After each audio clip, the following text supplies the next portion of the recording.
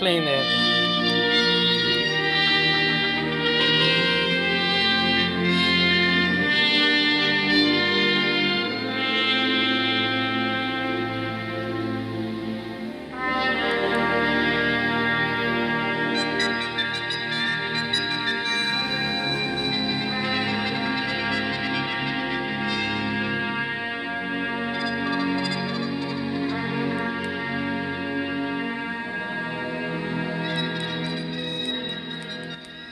Just just 100% one of the most impressive, most powerful, beautiful musical scores that ever been put on cinema. Just blows me away.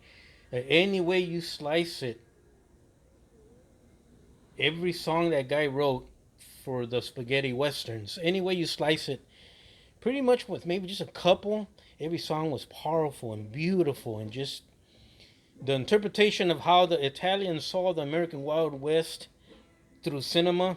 It just, even as a tiny kid, I was enthralled by those type of westerns, and still am. Uh, Anyways, this is where we're at.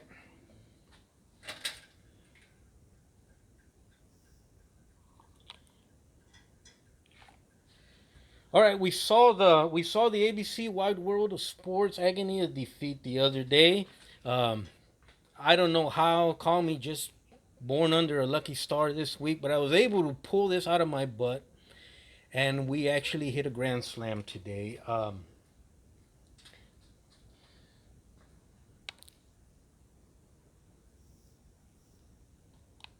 We did go ahead and we tackled the cab, and what you see on the left hand side, that's my test mule. That's one of the Freightliner cabs, one of the five that we did the rivet and seam tutorial on, that 5 piece tutorial I did for you guys. That was piece number 5, method number 5, where we just pretty much basically um, didn't use any filler, didn't use any rivets. All we did is we glued a very thin sheet of styrene on top, very thin, paper thin. We embossed it with rivet rolls using the seamstress pattern wheel. We glued it onto the cab. We added sprue glue on the edges and then rounded off so it could match this guy here. And that was it. Didn't take any effort, really any money at all, what sort to speak of.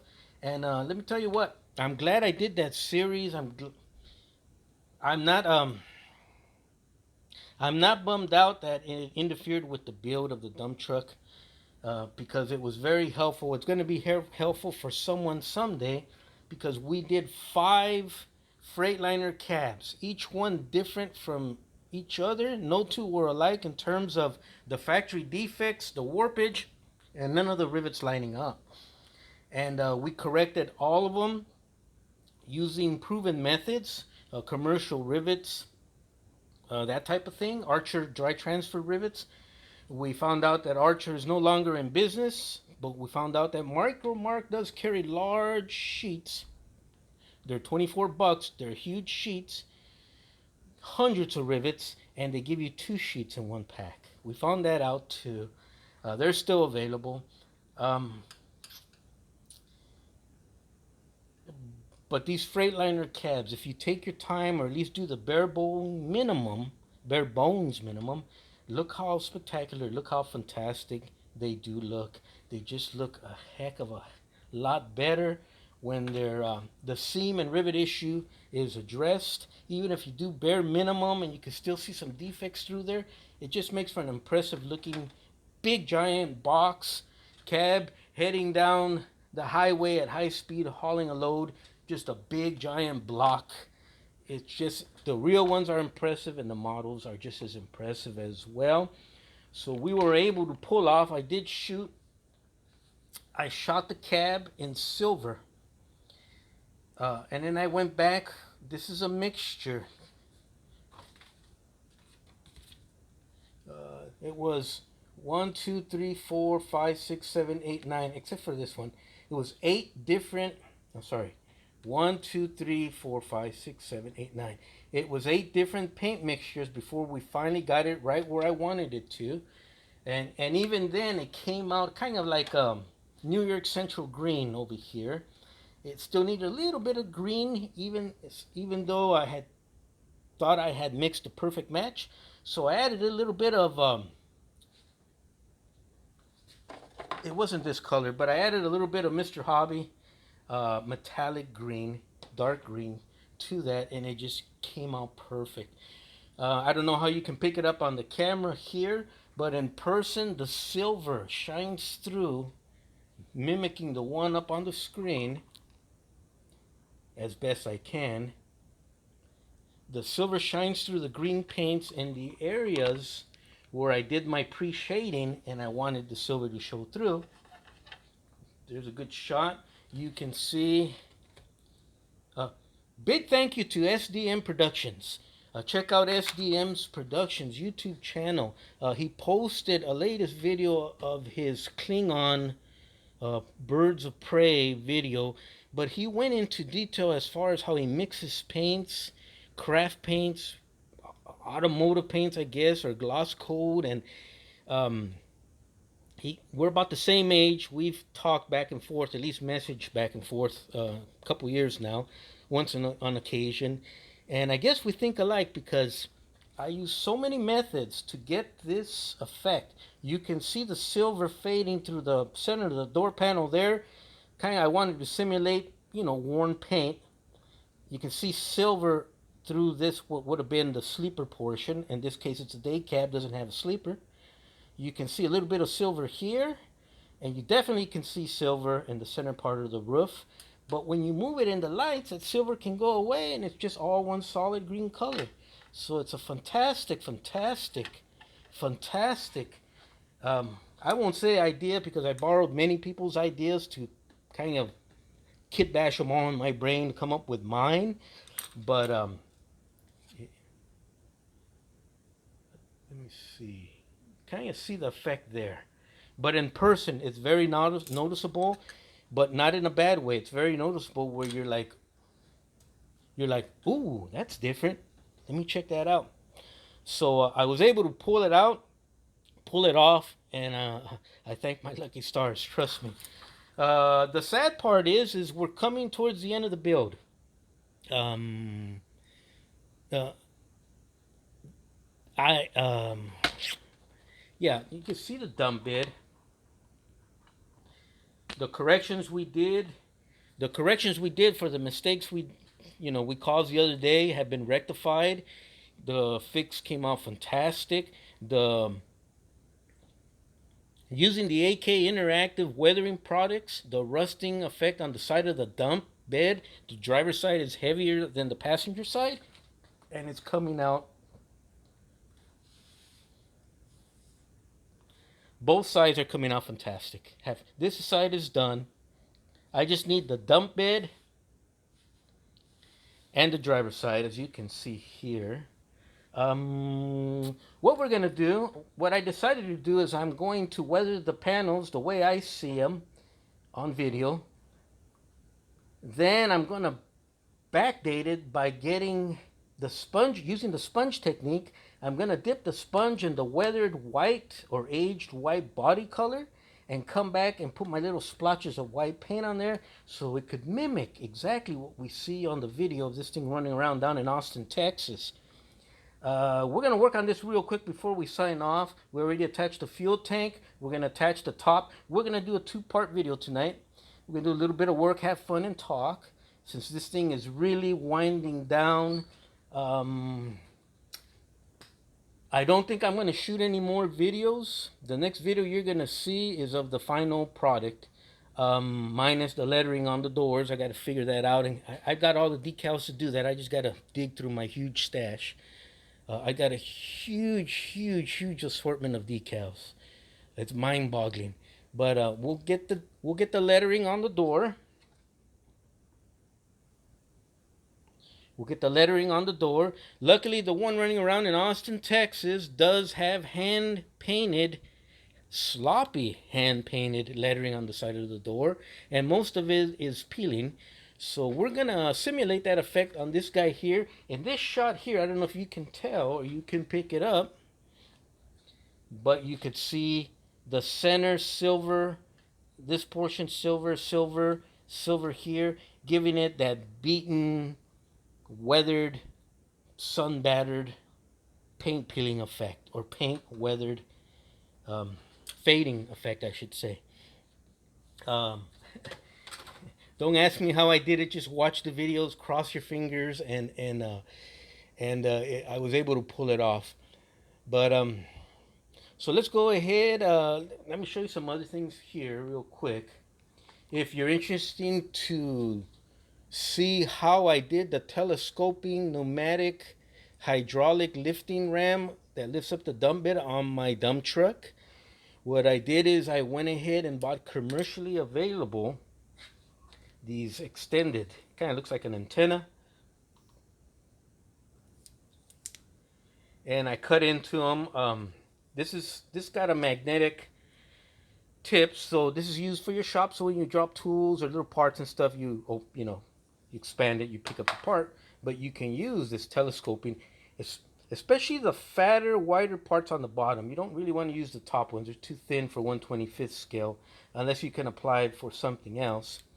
But you definitely don't just want to start cutting into it. It's a complicated little piece, believe it or not. It doesn't look like it, but the whole piece has little the magnet keeps bumping into the light and pulling the light. When I pull the wand towards me, that was that tapping sound.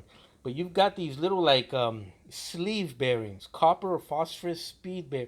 I'm gonna call them sleeve bearings, and they got a hole and a dimple on the end, depending on what they want the extender to do. The dimple prevents it and stops it from keep going forward, and the hole attaches to the dimple from the previous end. It's a complicated little piece. So what I'm going to suggest for you to do, you buy one of these, cut the part you ain't going to use, practice, figure out how it works, because it's complicated if you don't. And then when you're ready and you figured it out, go down to your wider piece and cut and use and correct and adapt it, because you've already practiced over here on your dump truck or whatever, your hook and ladder fire truck, your tow truck, your heavy duty tow truck, your rotator tow truck, that type of thing, bulldozers, heavy equipment, whatever needs a pneumatic cylinder, and especially wanted to operate. So here's one that I did buy at Ace Hardware. This is the one I actually used, and you can see how I cut. This is the part I did use. The part I practiced on, the thinner part, I think I probably already threw it away, but that's long gone. But this is actually what I used for a dump truck. This one has a lot smoother, softer action. This is a lot more stiffer. I wanted the one that was more stiffer because on our dump truck, believe it or not, it lifts and it lowers, but you could stop it anywhere you want in its travel and it'll hold its position firmly. And that's a feature I was looking for because I have a lot of weight in that dump bed, a lot of metal in that dump bed. And I didn't want something to slowly start leaking and closing as I open. I wanted to hold its spot, and I was able to pull that off. Another thing I want to point out to you, since we're here, our cab is ready. We just got to glue it. Our cab interior is ready. We just got to glue it into the cab body itself. Our battery box holder is all done and painted. We're going to weather it a little bit. Our batteries are painted and weathered.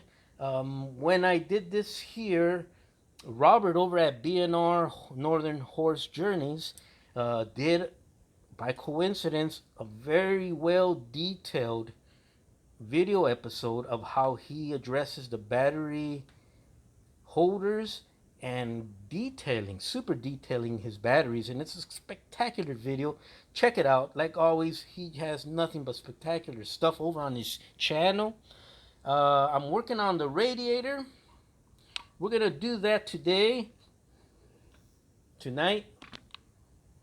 This is a two-parter. I'll post part 1 tonight. I'll post part 2 tomorrow.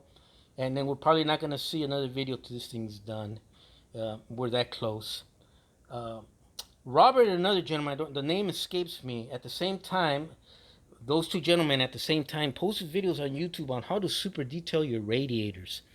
Once again, check out Robert over at B&R Northern Horse Journeys video on how he super detailed his radiators, and it's just like, oh my god. And the other gentleman did too. And we're talking see-through coils and all metal and all that good stuff. So I was gonna do that to mine. I started taking it apart. Unfortunately, when I glued this in place, I made sure I use a lot of glue because it had to hold its shape, because the alignment for my working actual hinges match perfectly for the cab. And if I break this off, it's gonna knock off my alignment, and then my cab won't swing open up and down as well as I wanted it to. It'll knock the alignment off, and it's gonna be a pain in the ass to get it back in place. So what I decided to do, I'm not gonna super detail my radiator, but I did make some other parts I could put on top, and then I'll connect using this flexible straw. We're gonna connect the air breather element to the where the opening in the cab is for the air duct. You know, these things are cool. You can bend them in any shape. You can get a bag of about 100 of these for like $2 over at a Smart and Final or um, any big type. I don't know, grocery store, Walmart, Target type thing. Let me see. We already went ahead and we weathered the back of the cab. It's ready to be glued on. Once I get the interior glued on, this will go, and the windows, the windshields, this will get glued on last. Everything's done. Everything's ready to go. This is the breather box for our Detroit diesel. So this straw will go in there, and we'll paint the straw black, and this will get attached to the opening above the radiator on the cab. This is our tarp, and our tarp roller, and our tarp that got torn off throughout the years. This is all dirtied and weathered and banged up. This I dug out of my actual backyard.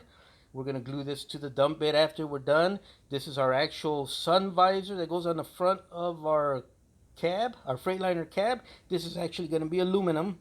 I may not use this one, I may do another one, but we're gonna actually use a real aluminum part, just like the real thing.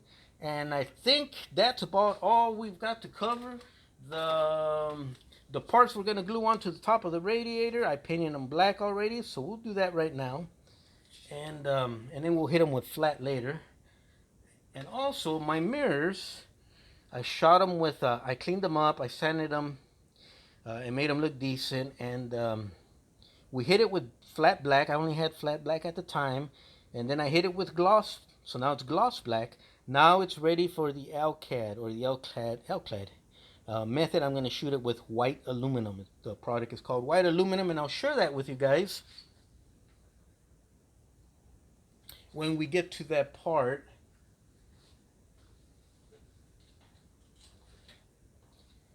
Well, this is wrong one. This is actually stainless steel, but we're going to use white aluminum for what we're going to do. So let's goof around a little bit on this episode, and then we'll shoot a part 2 for tomorrow, and then we're going to shut it down, guys, and work on this. And I anticipate we'll see the finale in about a week, probably more closer to 2 weeks, but we're there.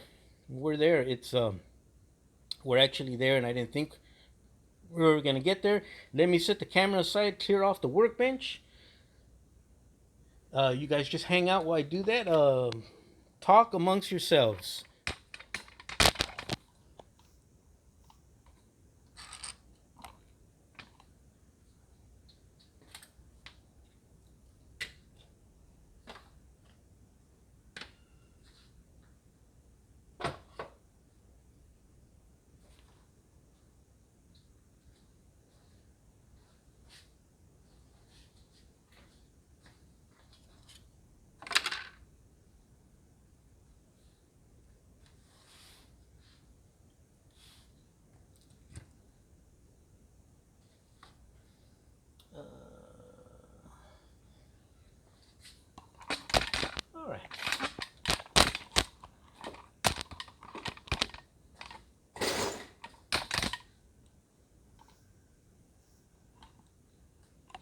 You know, I didn't plan on doing this, but we're not going to be hanging out anymore.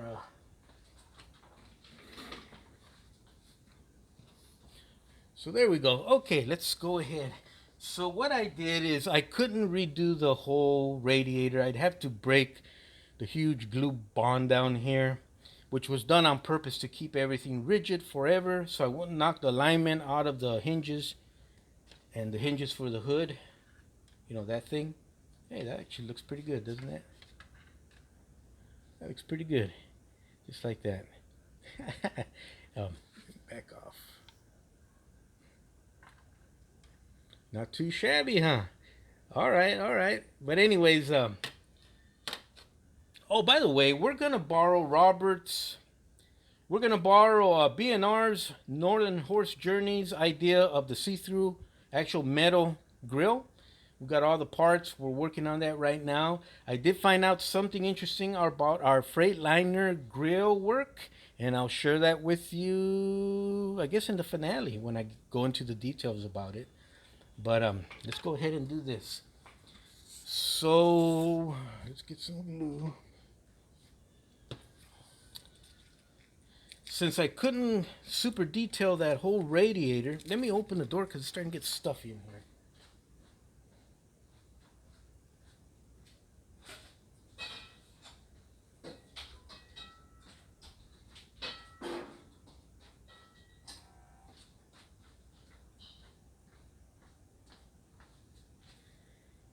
All right, we've got about 2 minutes left before we have to go to part two. So what we decided to do is just to super detail the top of the radiator, the parts going to be seen. So this, although it looks like a metal plate, it is a metal plate. We're going to put that right there.